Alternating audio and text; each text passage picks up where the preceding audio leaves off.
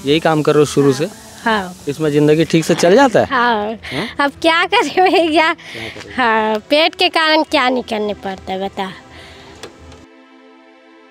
इससे रोजी रोटी चल जाती है? हाँ चल जाते हैं, महीने में मिलते हैं 150 मिल जाते हैं।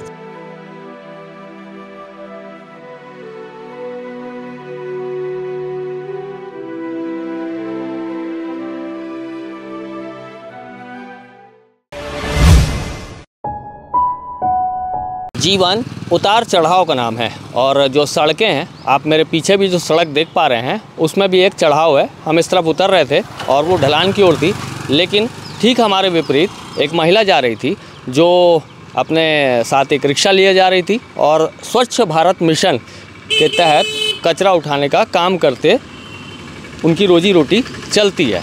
और हमने सोचा कि इस महिला पर, इनकी कहानी पर बात की जाए। क्या नाम है दीदी आपका? जागेश्वरी चिलक। जागेश्वरी, कहाँ रहते हैं आप दीदी? शारदा पारा। हम आपको देख रहे थे उतनी दूर से, आप इस चढ़ाव वाले रास्ते पे अकेले इस रिक्शे को खींचते हुए ला रही थी। और कितने जगह कचरा बटोर लेती हैं? तीन मोहल्ला। अच्छा।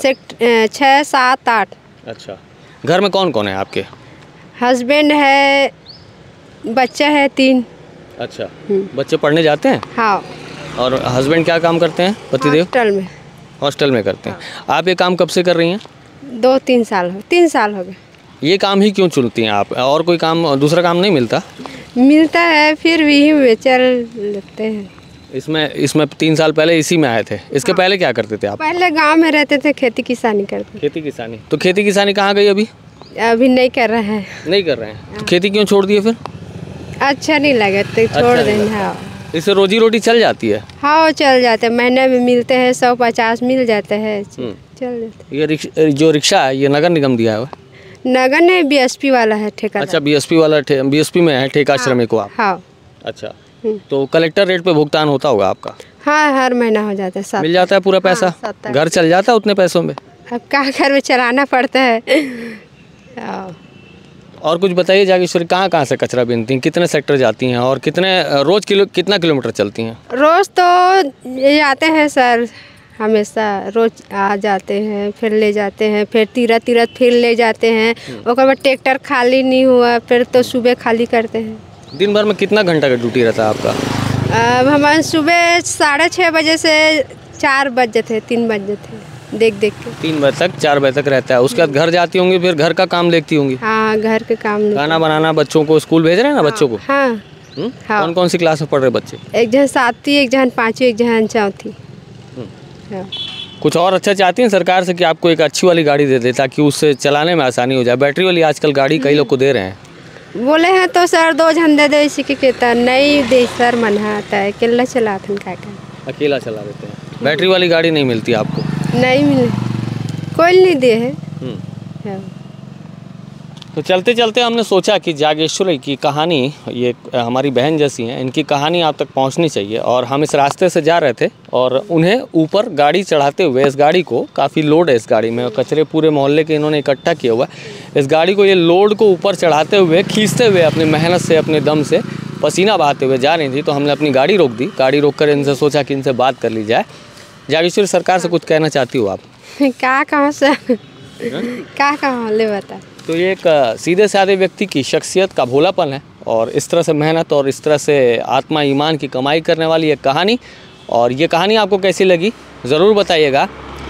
ये जो बहन जी हैं, इनके बारे में सरकार या जो यहाँ के प्रशासनिक तंत्र हैं, इनके लिए भी सोचे, क्योंकि आजकल बैटरी वाली गाड़ियाँ आ चुकी हैं। तो इस तरह से मेहनत मशक्क़त करते हैं और इतना कचरा लोगों का उठाकर इस कचरे के बीच में जीते हैं और इस कचरे को ले जाकर लोगों को साफ़ सुथरा कर रहे हैं, लेकिन खुद इस कचरे के बीच जी रहे हैं। और साफ तौर पर इतनी मेहनत के साथ में इस तरह की चढ़ाई और इस तरह के उतार वाली ज़िंदगी, और यही पथ भी है, इसी पथ पे ये चल रहे हैं, आगे बढ़ रहे हैं। सरकार को सोचना चाहिए, जब बैटरी वाली गाड़ियाँ आ चुकी हैं, सहूलियतें हो चुकी हैं, सरकार कहती है कि बहुत सारे हम आपको सुविधाएँ देंगी, तो इनके लिए भी जागेश्वरी जैसी न जाने कितनी और बहनें हैं, उनकी सेवाओं के लिए सरकार को कुछ नए एक्शन प्लान बनाने चाहिए।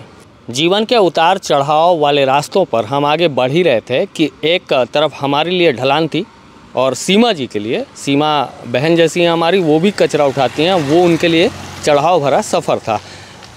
दीदी कहाँ रहते हो आप? बैकुंठ धाम। ये कितना वजन होगा जो आप लेके जा रहे हो? ये बहुत वजन है।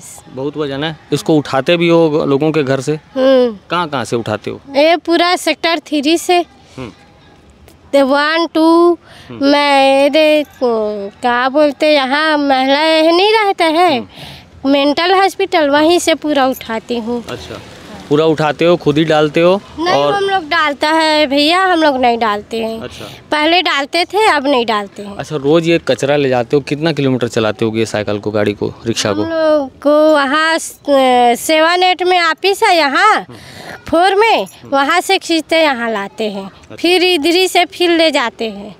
रोज कितना घंटा ड्यूटी रहता है आपका? हम लोग का 2 बजे तक से है ड्यूटी, लेकिन सांझ हो जाता है, ट्रैक्टर नहीं आता है तो खाली करते टाइम हो जाता है। कोई भेजेगा तब आएगा, नहीं भेजेगा तो खींचते ले जाते हैं रिक्शा। हम लोग खींचते ले जाते हैं। मतलब 8-10 किलोमीटर चलना हो जाता होगा ना? हो जाता है, 10 किलोमीटर हो जाता है। अच्छा, ये आपके घर में कौन कौन है? मेरे घर में मैं और मेरे हस्बैंड। बच्चे लोग? बच्चे नहीं है भैया। बच्चे नहीं हैं। और हस्बैंड क्या करते हैं? ट्रैक्टर चलाते हैं। ट्रैक्टर चलाते हैं। रेती आप रहने वाले यहीं के हो? नहीं, मेरा गांव वहाँ पाटन जिला है। पाटन से? हाँ, रानी। अच्छा, पाटन से आप यहाँ कब आए थे? यहाँ 5-6 साल हो गया। यही काम कर रहे हो शुरू से? हाँ। इसमें जिंदगी ठीक से चल जाता है? हाँ, अब क्या करें भैया।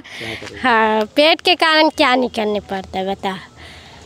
तो ये पेट का दर्द है, और जैसे कि जागेश्वरी जी हैं और ये सीमा हमारी बहन जैसी हैं, उनकी कहानी आपको आप देख पा रहे होंगे कि किस दर्द और किस मशक्क़त के साथ में, और इतना वज़न, और अच्छे अच्छे जो इंसान हैं, जो पुरुष हैं, वो खींचना उनके लिए दिक्कत हो जाए।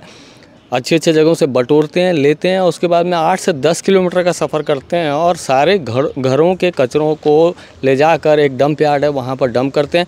ये बता रही हैं कि कभी कभी जैसे ट्रैक्टर इनको सपोर्ट में मिलता है, लेकिन ट्रैक्टर कभी नहीं आता है, तो उस ट्रैक्टर के नहीं आने के कारण जो एक्स्ट्रा काम करना पड़ता है वो भी करना पड़ता है।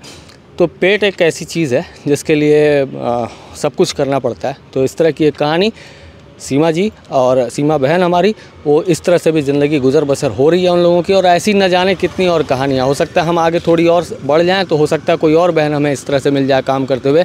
अगर हमें मिलती है तो वो स्टोरी भी आप तक पहुंचाएंगे। छत्तीसगढ़ के व्यक्तियों के और छत्तीसगढ़ की महिलाओं की एक सीधेपन, भोलेपन को देख लीजिए, और इस तरह से कहानी, इस तरह से ज़िंदगी चल रही है। और सरकार के लिए बहुत कुछ सोचने के लिए हम ये चीज़ें छोड़े जा रहे हैं, और इस तरह की कहानियाँ और मिलती हैं आप तक ज़रूर पहुँचाएँगे। न्यू वीडियोस के अपडेट पाने के लिए सब्सक्राइब करें केपी न्यूज़ को और बेल आइकन को दबाएं।